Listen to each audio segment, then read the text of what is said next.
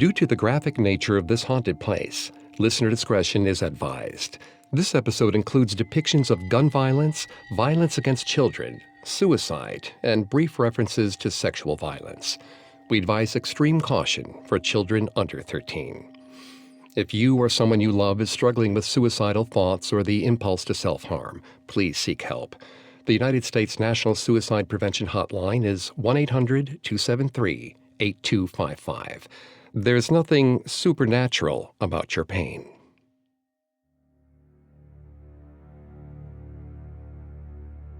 Elio hadn't worked at the Villa de Vecchi, but he almost felt like he had. His grandfather and great-grandfather had worked there, and he was 14 when the owners closed the majestic house's doors for the last time. 1960 was a tough year for many reasons, but when the rumors started, that only added insult to injury. People began to say there were ghosts, that this beautiful building held some kind of inescapable darkness. Elio didn't just scoff. He laughed at the top of his lungs at the utter ridiculousness. Then, he got a truly wonderful idea. He enlisted his friend Antonio in a little prank to teach the trespassers a lesson. Villa de Vecchi had ghosts, they said. So he and Antonio would be the ghosts. They rented vintage suits and put on fake mustaches to evoke the great men of the villa's heyday, almost 100 years ago. They would hide around the property, appearing and disappearing in impossible places, pretending to be the same person. Night fell, and Elio was practically buzzing with anticipation. He braced himself around the corner as a young couple picked their way through the abandoned living room, laughing to themselves. He stepped out of the darkness, ready to say, "Boo." But there was no one there. He looked left, then he looked right, puzzled. Where had the dark-haired woman and her handsome beau gone? The air grew cold. Elio shivered, searching the darkness for Antonio to ask him what was going on. But there was no sound, no sign of another living soul. Elio took a deep breath, prepared to call for help. And then, the real ghosts showed up.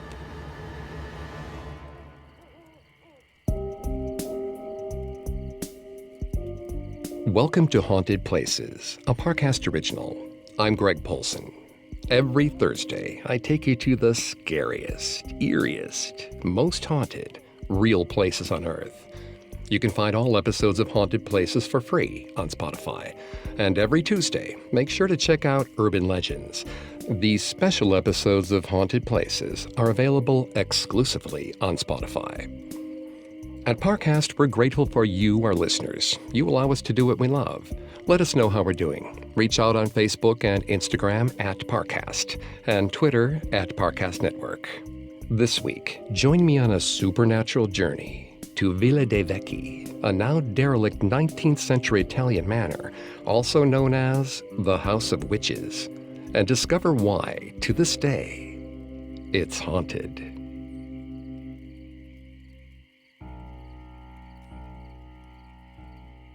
Sometime between 1854 and 1857, Count Felice de Vecchi finished building his Eastern architecture-inspired summer residence at the Valsecina Valley, just east of Italy's Lake Como. It was the pinnacle of old world and top-of-the-line mid-century convenience, with intricate frescoes, indoor heating pipes, and dumbwaiters. The over 425,000 square foot wooded park that surrounds the villa provided an idyllic and isolated setting for the Count, his wife, and his young daughter to enjoy nature. But the house seemed to be ill-fated from the start.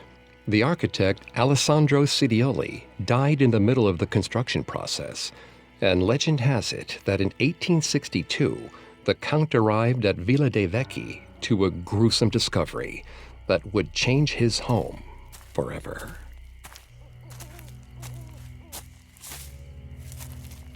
Felice raised his rifle and shot into the sky. A small bird squawked before falling to the leaf-strewn forest floor. Felice smiled. He loved the way that shooting made him feel. Powerful, ready to bend the world to his will. It was strange, but in these moments he was able to finally forget the report of enemy gunfire, echoes of being outgunned by the Austrians as he defended the barricades in Milan. Perhaps it was because he could control the violence in these woods. He let the hush of the forest take him, quieting the memories. Felice pulled out a handkerchief from his pocket and wiped at the sweat from his brow. The dense trees provided plenty of protection from the overbearing sun, but the heat still got through. He ambled over toward his trophy, not sure it merited collection. It might have been better to let the insects feast on the corpse than to string it up. It was too small for a trophy, and he had no need to hunt for his own food. The small bluebird twitched in the dirt, its wings fluttering helplessly as it tried to lift itself off the ground. Felice admired the bird's spirit. It couldn't accept defeat. But flies were already starting to buzz toward it, clustering in the gunshot wound. The bird flapped its wings faster, panic in its eyes. A loud squawk echoed through the trees. Felice raised his rifle again, peering down the sights. The sky was relatively empty. He lowered his gaze to the forest, catching what at first seemed like dapples of sunlight on wood. His first impression was mistaken. It was a fawn, resting in the undergrowth. A real prize within his reach. He thanked whatever creature had made the noise. He sucked in a breath and pulled the trigger. But somewhere between his breath and the impact, the fawn turned into his 12-year-old daughter, Beatrice.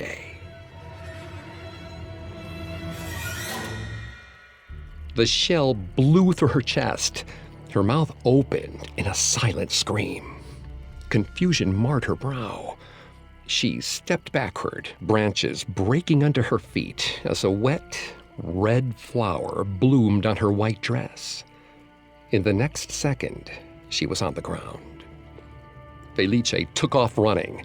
He stumbled over debris and a few stray animal carcasses, desperate to reach his daughter.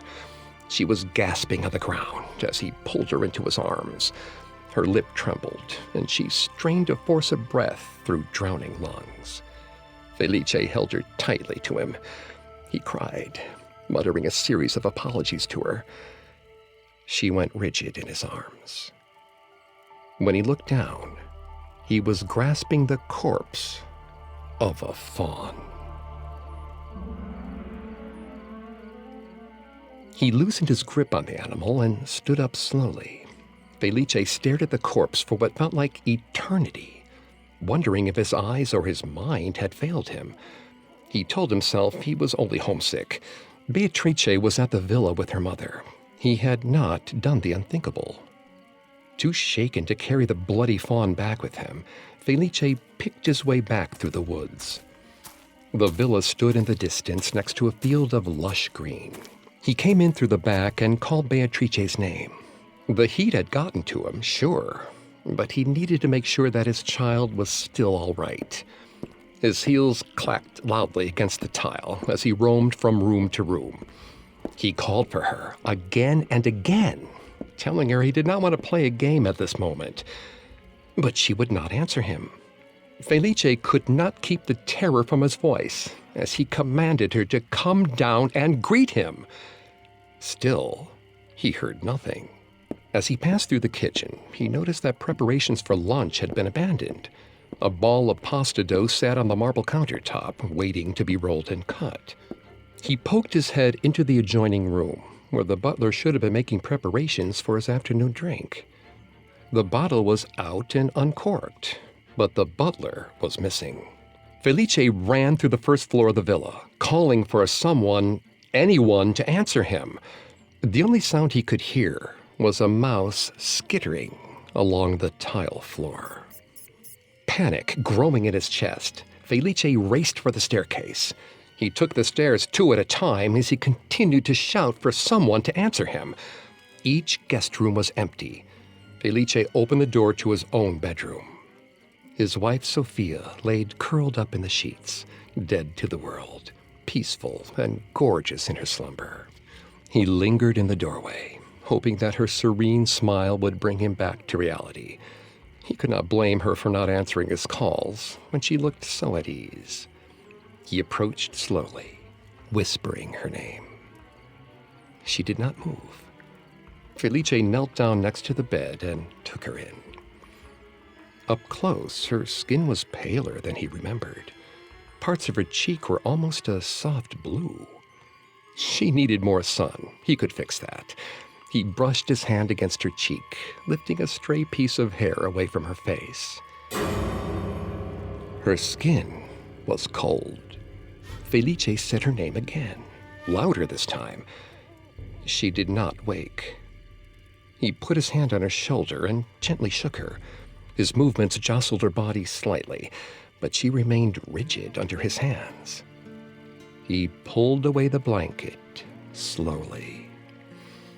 A large crimson pool had soaked through the sheets. Stab wounds had torn her gown almost to shreds. He could see the outline of more wounds beneath the pale yellow fabric. There was not an inch of her torso that hadn't been penetrated with a sharp blade. He said a silent prayer for his beloved, tears stinging his eyes. Her smile was now a cruelty, a reminder of how at peace she'd been before someone had stolen the life from her body. Then, arms wrapped around his torso. Tears of relief trailed down his face. Beatrice had found him. He turned slowly to embrace her, to feel the small warmth and weight in his arms that would tell him she was safe. But as he looked down at the small face, the round features, he realized she was not the little girl whose head he had kissed this morning. Large red dots covered her arms and legs. Long cuts ran across her skin at different angles. Her blood-smeared smile looked nothing like his daughter's. She had been possessed by some demon. A bloodthirsty creature had snuck its way into their house. He wept openly, begging God to bring his wife and daughter back to him. The thing that wasn't Beatrice blinked at him, confused. She was here, she told him. She'd always be here. Felice searched the woods and then the world for his daughter. But as the months wore on without a trace of his little girl, the thing that wasn't Beatrice grew more convincing. If he wanted his family back, he knew what he had to do. He decided to use the gun from that fateful afternoon. It seemed fitting. He would correct his vision from that day, harming himself rather than his little girl. Not Beatrice never left him. Skipping around the large living room, running her hands along intricately carved accents on the walls, she assured him that they'd be together soon. All of them, the way they were meant to be. Together forever. It was a cumbersome weapon for this purpose, but he had found a way. Felice took one last look at the creature whose very existence mocked his pain. Then he pulled the trigger. But the monster who looked like a child had left out a vital detail. Violence meant stasis at Villa de Vecchi. He would not be allowed to leave. He, like the thing that wasn't Beatrice, would always be here.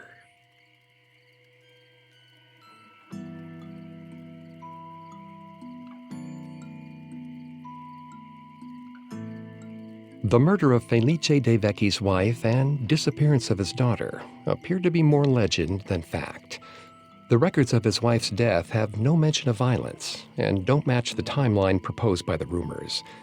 There are no records of any murders at Villa de Vecchi, but certain reliable facts remain. Count de Vecchi was an artist's patron and war hero, having led the Italian National Guard to victory during the 5 Days of Milan, an 1848 guerrilla insurrection that ended Austria's occupation of the city.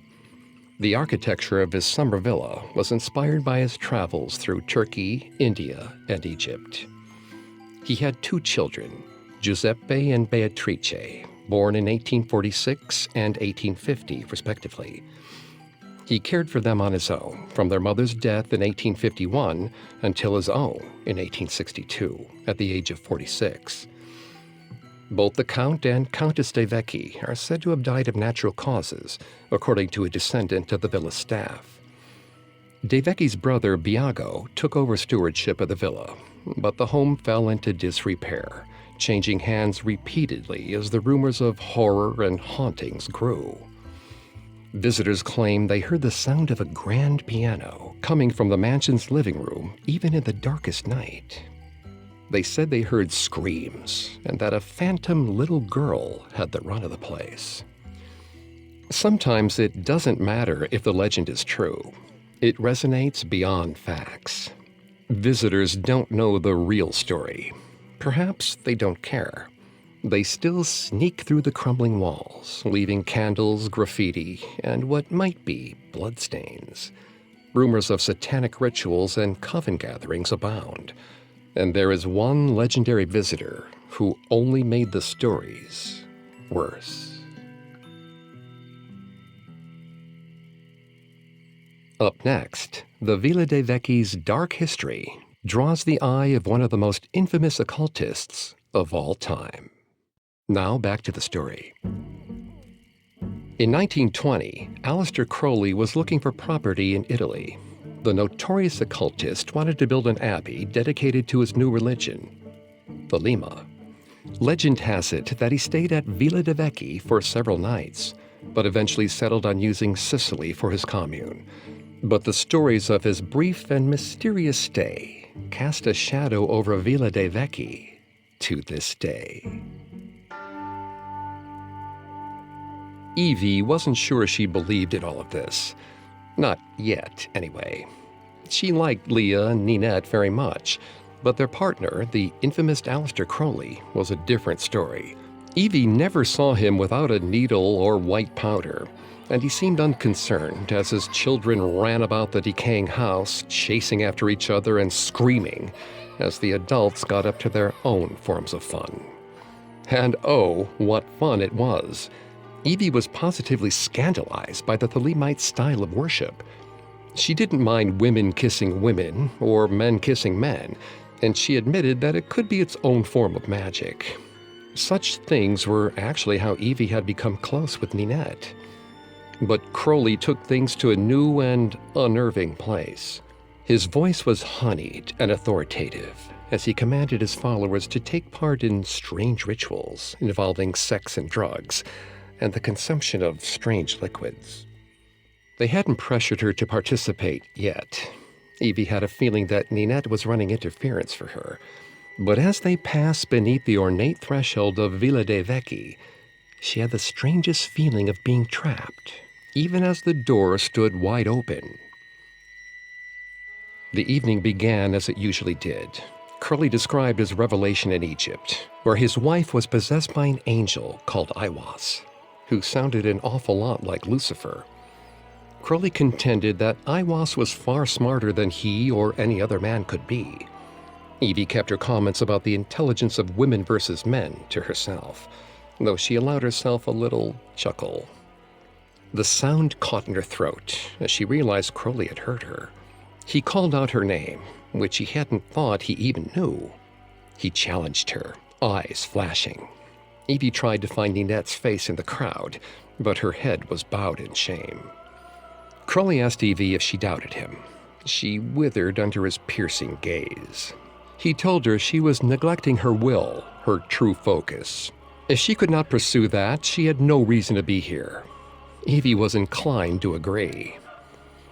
The moment between them seemed to stretch on forever, the awkwardness of a faux pas mixed with something darker.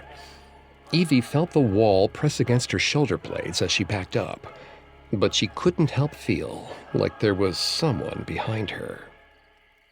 Then, without warning, Crowley laughed. The rest of the crowd joined in. He said she was unbalanced, and he went back to the party. Evie's breath slowly came back to her. Ninette finally approached. She reached out to touch her, but Evie pulled away. Ninette seemed to believe her humiliation was for her own good. Evie wanted to leave entirely, but they were surrounded by woods on all sides, and the car belonged to Ninette. After some persuading, Ninette promised to take her straight to Milan in the morning and urged her to get some rest. Evie agreed and headed upstairs to sleep in one of the guest rooms. She passed a group of shrieking children on the landing, glad they were on their way downstairs rather than up.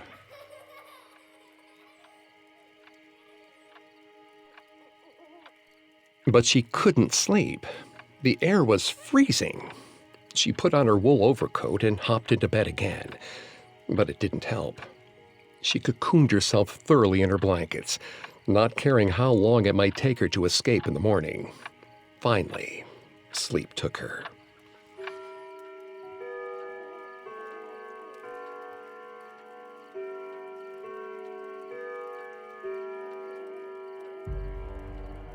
She woke up to a familiar, piercing gaze leering over the bed.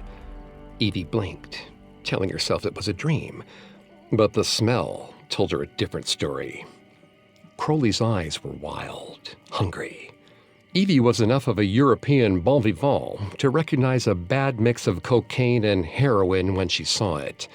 The pinpoint pupils, delirium and tremors, euphoric overconfidence.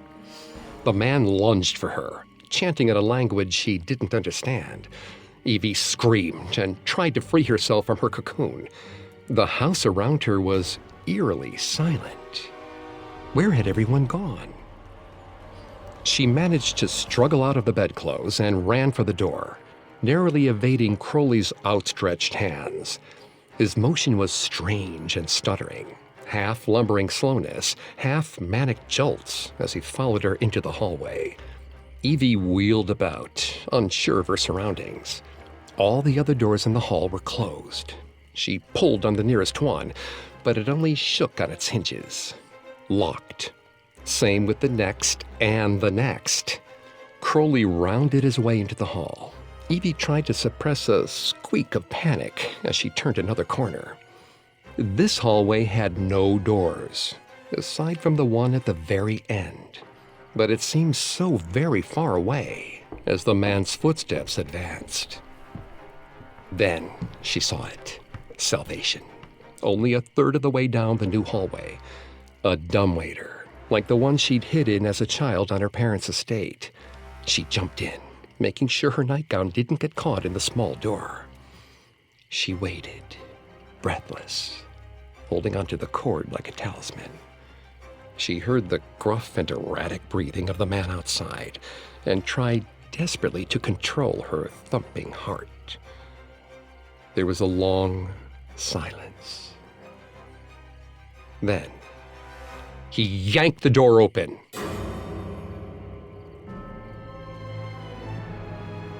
Evie let go of the cord and let the dumbwaiter free fall.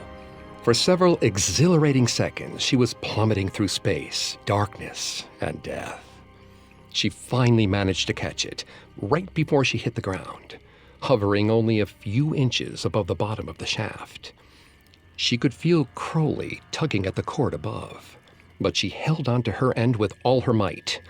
She pulled against him, ignoring the rawness of the rope burns on her hands. Just when she thought her body would give out, the line went slack. She paused, listening for any sound. But there were no footsteps, no chanting, no acolytes sleeping on the floor after a night of so-called sex magics. She very, very carefully inched the door open to see a stately kitchen and a familiar shadow. She snapped the door shut in her panic. The click was deafening in the silence. Evie resolved to scream as loud and as long as she could when he caught her. That would be her will. A minuscule victory, considering. She heard him come close, only a foot or two from the small door. But then he stopped. He was talking to someone. She didn't recognize the voice. It was small and soft, but with a strange kind of authority. "He wasn't supposed to be here," the voice said. "He would regret it if he stayed. He would be punished." She heard mumbling from Crowley, but it stopped abruptly as the small voice told him to leave. And then he did, his heavy breath and sluggish limbs sliding as he dragged himself away. Evie waited for a long silence, painfully curious to see her savior. When she was sure they were alone, she opened the dumbwaiter door. Her rescuer was a little girl, a little older than the other Thelemite children. Her hair was dark, her eyes round and beautiful. Evie thanked her for helping her. "He didn't belong here," the girl explained nonchalantly, "but Evie could stay if she wanted." Evie bent down to the girl's level and told her that she had to make her way back to the city in the morning.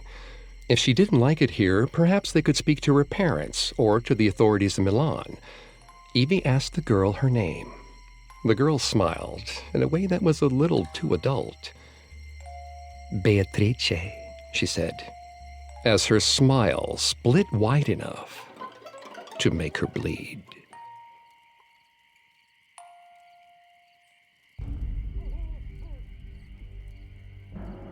Crowley did not stay at the Villa de Vecchi long. He decided to build his Collegium ad Spiritum Sanctum in Cefalù, Sicily instead.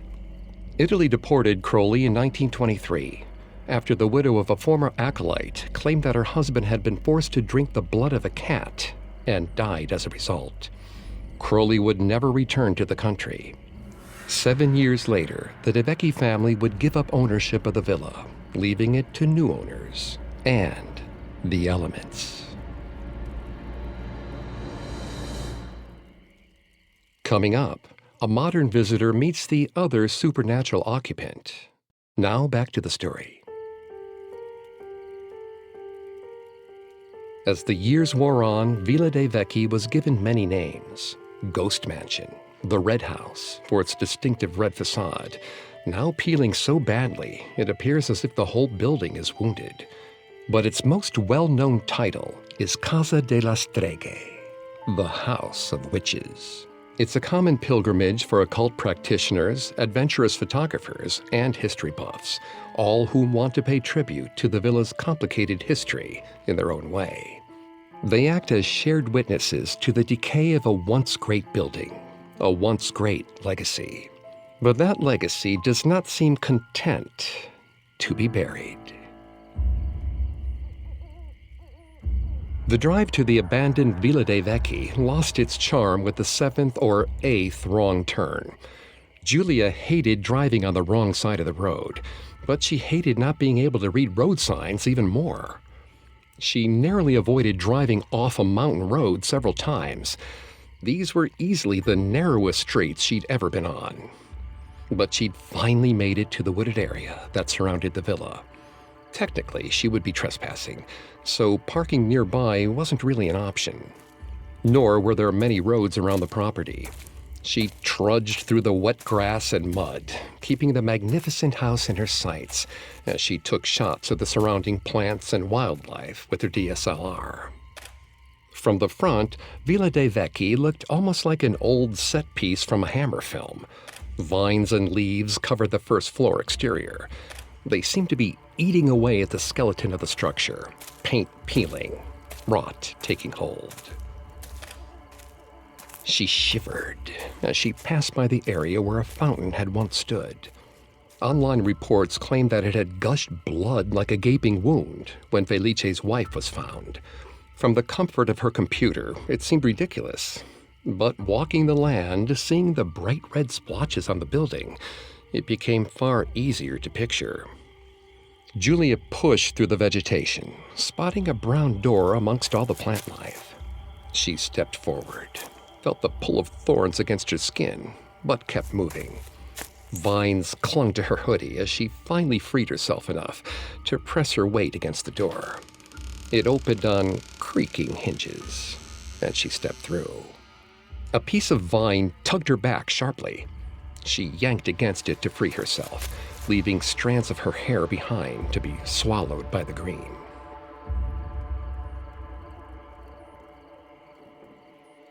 In her first clear look at the space, she couldn't quite picture the faded majesty that had once been lauded as an architectural marvel. The walls were peeling away like badly sunburnt skin. Julia took out her camera and began to shoot. Faded colors on the ceiling pointed to some sort of beautiful old fresco design, but she couldn't really tell what it had once depicted. The inset frame of the piece was more intact, formerly white curlicues that clung to the decaying plaster. Small splotches of mold trailed down the wall. From far away, it almost looked like the house itself was crying. She smiled sadly. A cursed home, weeping for the people who'd suffered inside. Neon spray paint traveled along the walls, telling strange stories of vandals who came before. Names, dates, hearts, and symbols. Dark ones and dark messages. Julia lowered her camera. She heard a soft brush of footsteps from behind her. Julia mangled Italian as she turned, trying to explain that she didn't speak the language very well and was sorry for trespassing. But she was only talking to the air. In the dust were a set of moving footprints. Walking at first, skipping, then hopping. Slowly, Julia realized she knew the pattern. Hopscotch. They jumped across the floor and toward another doorway. Julia felt compelled to follow, finally remembering to use her camera. The giggle of a child came from behind her. She wasn't going to look this time. If the people didn't want to be seen, she wasn't going to try and pretend otherwise. The laugh floated toward the footprints as they wove through several different rooms. Even though it was the middle of summer, Julia could see her own breath in front of her as she walked. The child's giggles grew louder as the footsteps stopped in front of the staircase. She looked around for a moment. She wasn't sure now if she should stop or keep going. She lifted the viewfinder to her eye, trying to line up another photograph. A shove came from behind. Julia tripped forward, barely catching the railing. The sound of her breath was drowned out by the child's laugh, growing ever more unsettling to her ears. It had started as a light sound, but there was darkness around the edges of it now. Patches of mold dripped down the walls as she ascended to the second floor. She followed the noise from the staircase to what she could only assume was the master bedroom. The large doors were already open, welcoming her in. But the noise was gone, as were the footprints. The floor softened beneath her shoe. She paused, pressing her foot more firmly against the remains of the floor. When she was sure that it was safe, she kept going. The views from the window were breathtaking, the forest stretching out before her like the setting of a fairy tale, a shining bright sky over a sea of green. For a moment, Julia forgot about the decrepit state of the house entirely. She walked toward the window, hoping she could get the shot before the sunset. A large red blur flew at her. She ducked and jumped backward. The wood creaked beneath her. The blur flew at her again. She kept her head low. The ground groaned. Julia's foot broke through the ceiling of the first floor. The entire room started to shake. Julia tried to pull her leg back. It held firm. She bent down to the ground and wrapped her arms around her shin, tugging as hard as she could. Her other foot went through the floor. The room continued its rumblings. She looked around for something to grab onto, but there was nothing left inside.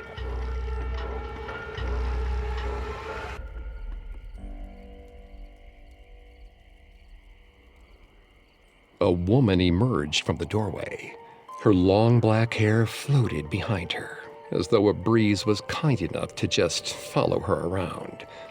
It would have been beautiful if her nightgown wasn't stained with blood, viscera leaking out onto the leaf-covered floor. She walked toward Julia, head tilted to the side, as though she were examining a classroom specimen rather than a person. Julia called for help. Italian words were leaving her head as her panic continued to grow. Aiuti, aiuti, aiuti. She could hear the surrounding floor beginning to crumble. The woman held out her hand to Julia. She smiled with relief. She'd read something about some locals pretending to be ghosts to frighten people off, Scooby-Doo style. Maybe they'd taken pity. She took the woman's hand and was lifted out of the floor. She took a deep breath in relief and cast a glance back at the holes her feet had left on the floor. The woman shoved her from behind. She fell forward, letting out a yelp. She was shocked to see that the centuries-old floor appeared to be liquefying below her. She felt a tug at the back of her jacket, saving her from the fall. But her guardian did not help her up. She was floating, suspended, legs kicking at nothing. Her breath caught as she turned her head enough to see the woman was the only thing between her and a likely fatal fall.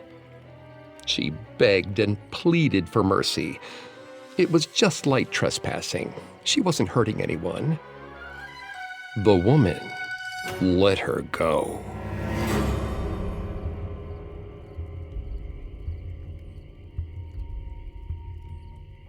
The events that happened at Villa de Vecchi are shrouded in legend, from supposed murder-suicides at the derelict site to the original incident that is said to have led to its haunting.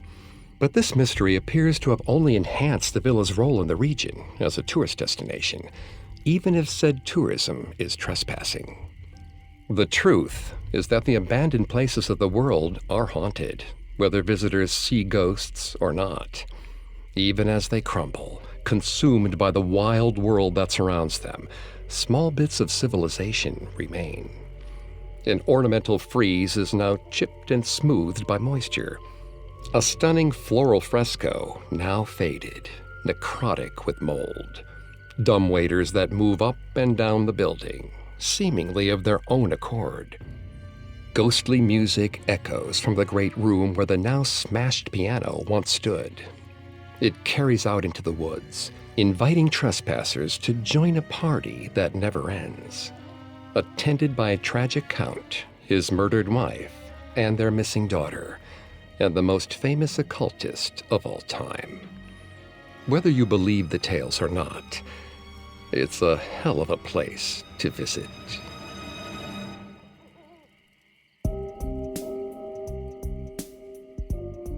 Thanks again for tuning into Haunted Places. We'll be back on Thursday with a new episode. And don't forget to come back on Tuesday for our Urban Legends series, available only on Spotify. You can find more episodes of Haunted Places and all other Parcast originals for free on Spotify. Not only does Spotify already have all your favorite music, but now Spotify is making it easy for you to enjoy all of your favorite Parcast originals, like Haunted Places, for free, from your phone, desktop, or smart speaker. To stream Haunted Places on Spotify, just open the app and type Haunted Places in the search bar. And don't forget to follow us on Facebook and Instagram at Parcast, and Twitter at Parcast Network. I'll see you next time. Haunted Places was created by Max Cutler and is a Parcast Studios original. Executive producers include Max and Ron Cutler. Sound design by Kenny Hobbs, with production assistance by Ron Shapiro, Carly Madden, and Isabella Way. This episode of Haunted Places was written by Lil D. Ritter and Jennifer Richey, with writing assistance by Greg Castro. I'm Greg Polson.